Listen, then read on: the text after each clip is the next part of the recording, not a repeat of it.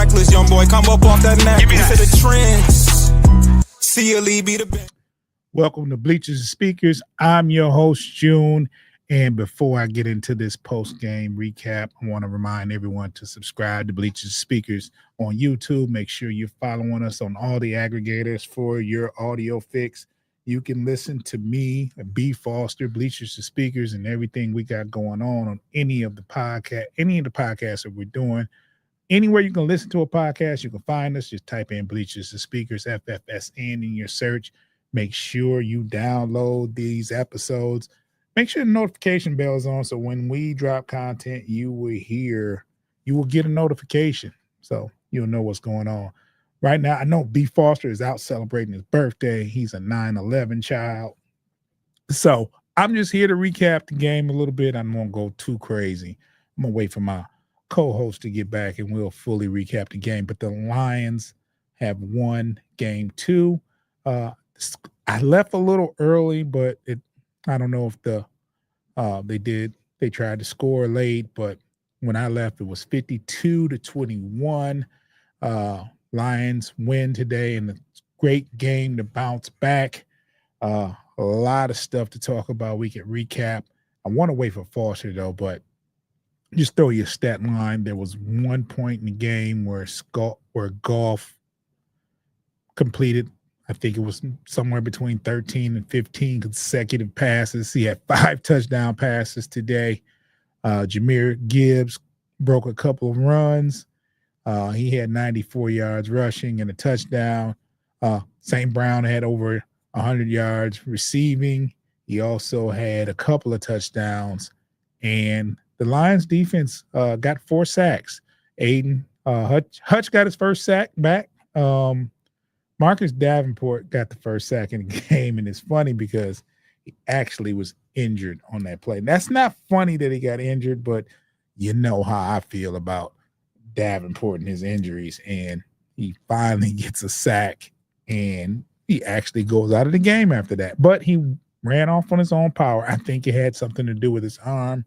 However, yeah, we'll see how this plays out. He probably missed the next game, but it is what it is, and we got a tough one that's going into Baltimore. So that's going to be a tough game. The Lions are 1-1 facing a tough Baltimore season. It's going to be tough this season. Last year we went 15-2, but me and Foster also know that this is one of those seasons where it's not going to be a 15-2 season. We're going to have our issues. We're not going to dominate the division. As you can see from game 1, we got totally obliterated by Green Bay. We did not look good. And today, we turned it around versus the Bears.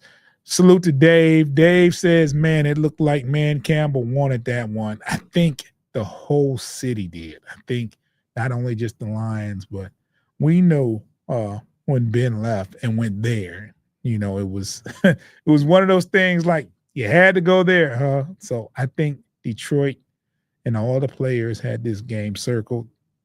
And from the outset, it looked like it was going to be one of those games that went back and forth. The Lions went down and scored on their first possession, and then the Bears went right down and scored to make it 7-7. And I'm going to tell you something. After the first 2 games with the Bears, those first drives that they do, the first drive of the game, they look like they fit the part. Like that offense is so diverse. And last week when they played the Vikings, the first drive, they looked really good, and they looked really good the first drive in this game. And it just, after a while, it kind of stalled. I don't know if it was just inconsistency on their part or good defense on our part. And one of the sad things about this game is Terrion Arnold finally got a pick, but it was erased by a roughing the passer penalty. It didn't have to happen, but he was so happy after he got his first pick, and it was called back. I was hurt for him, but that's the way it is in football, man. The Lions win 52-21, 52 points. That's a big output. And I think the game was turned the tide in the second quarter, like right before half. Um, the Bears make it 14-21 with less than 2 minutes left, and the Lions come back down and scored right before half to make it 28-14. And I think that was just like the gut punch after the kickoff, after the first half. Bears go 3-and-out, and I don't want to say it's early, Dave. Dave says the Bears fold under the pressure like a cheap lawn chair. I think that's kind of unfair. I think they're young. I think they have a first-year coach that's going to take some lumps, and he's took a couple lumps these first two games. Game one where they allowed a comeback, and they shouldn't have. And today it was just like, one of those games where you want it to be a little closer than that. And I think after half, it was 28-14, and the Lions never looked back. Like I said, it was 28-14 and half, and the second half scoring went 7-24 Lions. So as far as our defense, which is my biggest, I have two concerns: the offensive line, of course, the interior line, and the defense. The defense made some plays when they needed to today, versus an offense with some skilled players with a mobile quarterback. So that was encouraging. And also the offensive line didn't look as bad as they did during Green Bay. Now, there were some mopes and groans from some of the offensive linemen about preseason. Like, we didn't get a chance to play in preseason. And I think that was from the rookie, one of the interior linemen who had a low grade. I forget his name, but his name escapes my mind. But the rookie, he was saying, we didn't get a chance to play in preseason, and that's going to take a toll. And me and Foster have this discussion all the time on our show where we say, hey, not playing in preseason, not a starter playing in preseason, it could, kind of mess you up. It can give you a slow start. And especially on offense, that slow start on offense, man, it's a rhythm-based offense, in my opinion. So when you have something like that and you're not playing live action, and to Coach Campbell says, hey, we scrimmage live in practice every day, but it's not the same.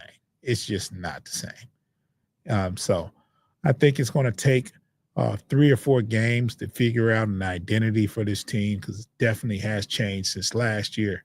But we'll see how it goes. I think the Lions will be fine. I think we do have some tough sledding next week against Baltimore. I would love to see how they fare in Baltimore. They can win. The Lions can win that game.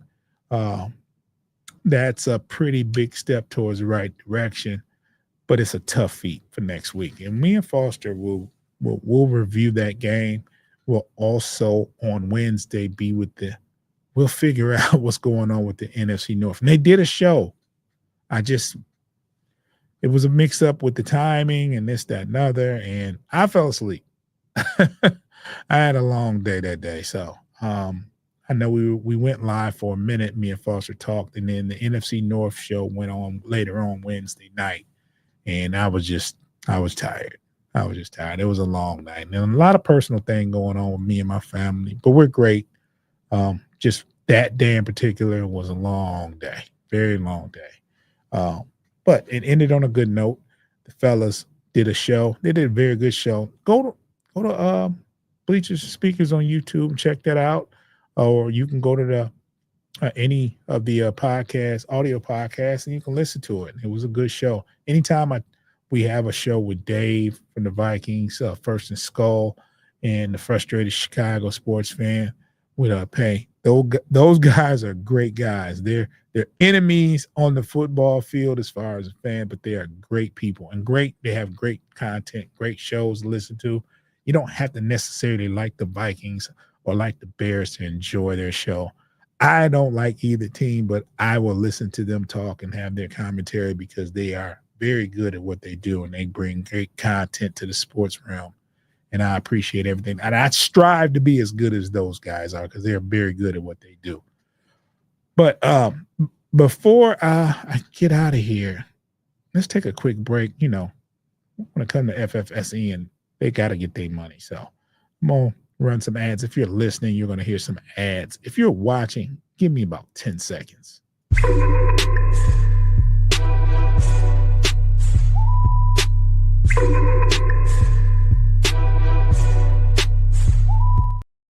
Shout out to my boy B Foster. He cannot be here today. I know he's flying in. He's all over the country. He's on his world tour. Just, you know, when you're rich and you got money, you just hang out, you do stuff like that.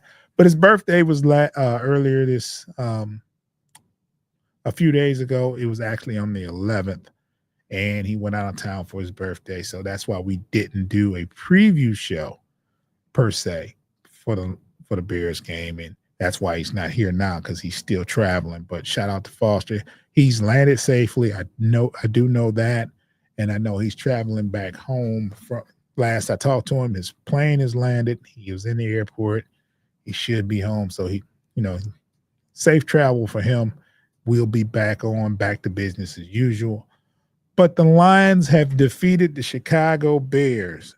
And just a little word to the wise for Chicago. The Bears, just don't give up. It's only 2 games. It's early.